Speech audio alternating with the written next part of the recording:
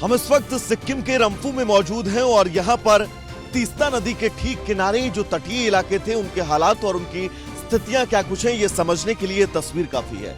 दरअसल ये दो क्रेन जो खड़ी थी यहाँ पर इस तीस्ता नदी के ठीक किनारे, इस क्रेन को आप देखिए और कितनी ज्यादा रेत जो है वो इसके बेस तक पहुंच चुकी है और लगभग आधे से ज्यादा ये क्रेन आपको डूबी हुई नजर आएगी। थोड़ा सा अगर आप आगे और नजर डालेंगे तो ये वो तमाम घर हैं जिनका पहला फ्लोर पूरी तरह से रेत में ढका हुआ है और इस पूरे इलाके में सराउंडिंग अगर आप नजर डालेंगे तो वो घर भी आपको पूरी तरह से रेत में दबा हुआ नजर आएगा। ये ट्रक, बड़े बड़े ट्रक जो है वो भी रेत में दबे हुए हैं। साथ ही ये बस और इस बस से लगते हुए तमाम वो घर जो इस नदी के किनारे मौजूद हैं वो रेत में ढके हुए हैं। चुनौती यहाँ पर रहने वालों के लिए सबसे बड़ी यही है कि कोई सुरक्षित स्थान पर अपने परिवार को पहुंचाया जाए और आगे अब कैसे अपनी जिंदगी को आगे इन चुनौतियों के बीच बढ़ाया जाए, ये सबसे बड़ा प्रयास है। आप देखिएगा तमाम लोग ऐसे हैं जो अपना बैग लेकर यहाँ से जा रहे हैं या फिर अपने घर की शिफ्टिंग कर रहे हैं जिनके घर इस त्रासदी से प्रभावित हुए हैं।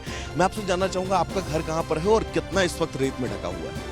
ये हमारा घर अभी जहाँ पे अभी हम खड़े हैं इसके पीछे साइड में घर है और पीछे साइड से नदी पास में है, तो वहाँ से बगल में होने की वजह से जो पानी का फ्लो आया है वो मिट्टी को लेते हुए पूरे घर को, जो ग्राउंड फ्लोर है वो पूरा ग्राउंड फ्लोर वो पूरा ज़मीन बन गया है। वो ग्राउंड फ्लोर दिख नहीं रहा कि वो ग्राउंड फ्लोर है कहाँ। रूम में ग्राउंड फ्लोर के रूम में मिट्टी वगैरह इतना भर गया है कि उसको निकालने का कोई पॉसिबल नहीं दिख रहा है कि वो उसको मिट्टी निकाल सकें।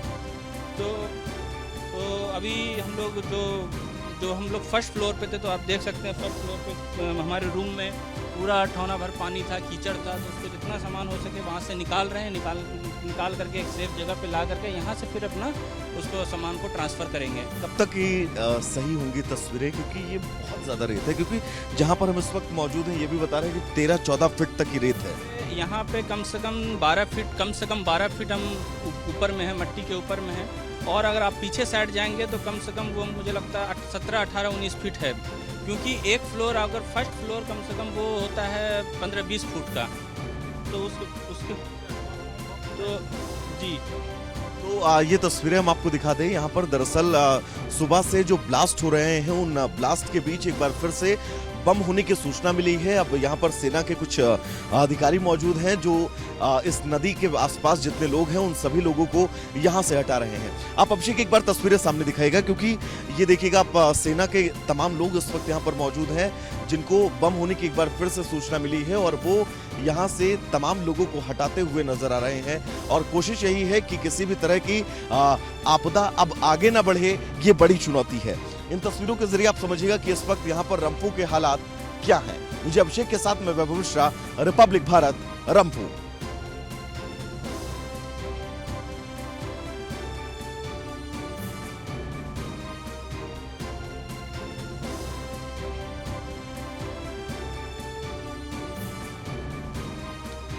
हम इस वक्त सिक्किम के रंफू में मौजूद हैं और यहाँ पर स्थितियां, हालात क्या कुछ है आप इन तस्वीरों के जरिए समझिएगा। दरअसल आज इस त्रासदी को 3 दिन हो चुके हैं, लेकिन अभी भी आप देखिएगा ये जो तमाम घर हैं इन घरों में अभी भी पानी निकालने का काम जो है वो जारी है।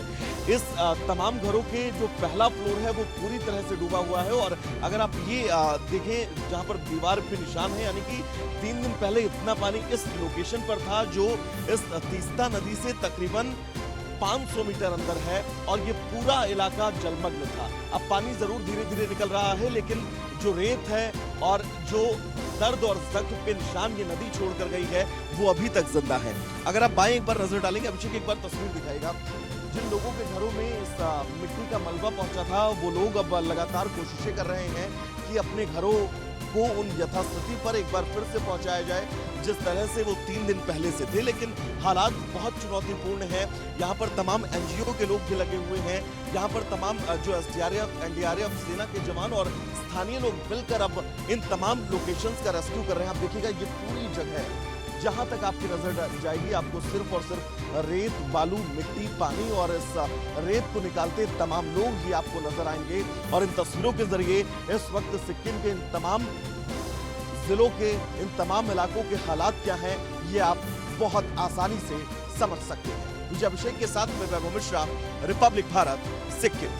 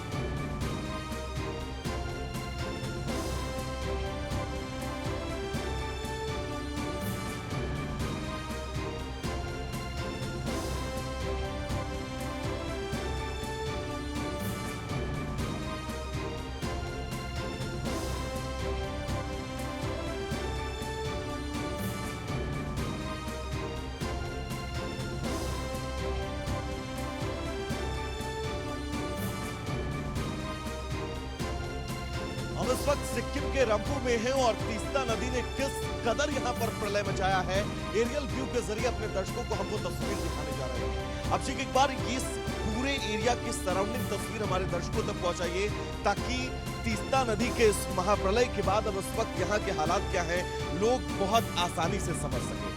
तकरीबन 10 से 12 फीट तक आपको इस पूरे इलाके में रेत नजर आ रही होगी। गाड़ियां यहाँ पर पूरी तरह से डूबी नजर आ रही हैं। हर एक मकान के अगर आप बेस पर नजर डालेंगे तो हर एक मकान का जो ग्राउंड फ्लोर है वहां तक रेत पहुंची हुई है, जबकि बेसमेंट पूरी तरह से रेत में ढका हुआ है। थोड़ा सा अगर आप आगे नजर डालेंगे तो आप देखिएगा इस पूरे इलाके में आपको रेत नजर आएगी, और रेत के साथ ही अगर आगे आप नजर डालेंगे तो वो तमाम बिल्डिंगें हैं जिन बिल्डिंगों का पहला फ्लोर पूरी तरह से रेत में ढका हुआ है। दरअसल माफ कीजिएगा, तीस्ता नदी का जब जलस्तर अचानक से बढ़ा तो अपने साथ पानी के साथ साथ इतना ज्यादा मलबा लेकर आया।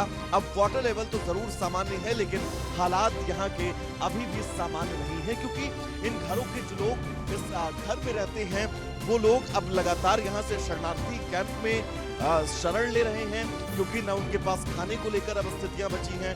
पूरा सामान इस पानी के साथ बह गया, और अगर जो सामान बचा कुचा था वो सामान इस रेत के दलदल में इस वक्त आपको दबा हुआ नजर आ रहा है। थोड़ा सा आगे बढ़ेंगे और पुल के इस पार से अगर हम आपको ये तीस्ता नदी की तस्वीर दिखाएं तो दरअसल ये वही नदी है जिस नदी ने महाप्रलय को जन्म दिया। और अभिषेक एक बार पीछे अपनी तस्वीर दिखाई उस मकान की, और इस मकान को भी देखकर आप अंदाजा लगा सकते हैं कि इस मकान में रहने वाले लोग, इस मकान के अंदर का सामान, उसकी स्थिति आखिर हुई क्या हुई होगी।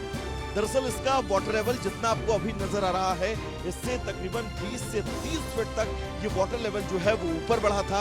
अब वाटर लेवल सामान्य जरूर है, लेकिन हालात सिक्किम के तमाम इलाकों के अभी भी सामान्य नहीं है। तमाम मुश्किलें हैं, तमाम चुनौतियां हैं अब सिक्किम के इन इलाकों में रहने वाले लोगों के लिए कि कैसे इस जख्म और इस दर्द से वो बाहर निकले और एक बार फिर से अपनी जिंदगी की नई शुरुआत करें। विजय अभिषेक के साथ में वैभव मिश्रा, रिपब्लिक भारत, सिक्किम।